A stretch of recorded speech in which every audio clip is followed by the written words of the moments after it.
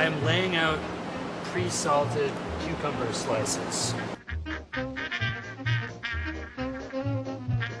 The salt will draw out the excess moisture inside the cucumber. It's kind of an archaic step that most pickle companies don't do anymore. The idea is to get the excess moisture out so that they stay crisp after the pickling process. I prefer not to use any kind of chemical preservative, so we're going through this incredibly labor-intensive, time-consuming extra step that allows us to avoid putting anything on the ingredient list that ends in "-ide" or "-om". These cucumber slices will eventually become one of probably our most popular pickle. They're champagne vinegar spears. I just think there's a lot of room for creativity in making pickles. First of all, a lot of people assume that pickles only mean cucumbers. When I sell at a farmer's market, I have a whole array of pickle products that we make, from cucumbers to beets, turnips, okra, green beans, pears, chili peppers. Practically any fruit or vegetable can be pickled.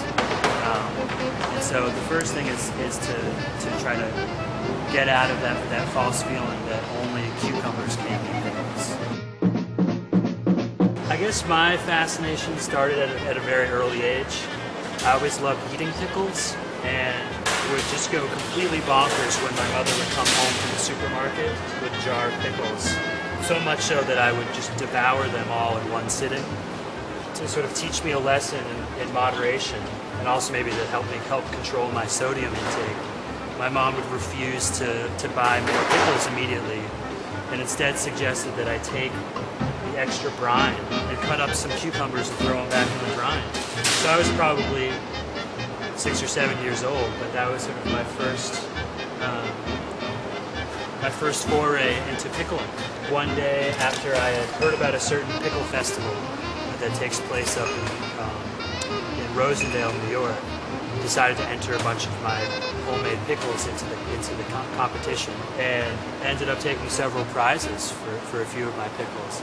So I figured, why not try to capitalize on some of that momentum, and started taking some baby steps towards starting a pickle company. I had a couple of friends who were designers conceive of a branding concept and logo, and I had some illustrator friends come up with a goofy animated pickle, and before I knew it, I had registered as an LLC and had an apartment full of jars, and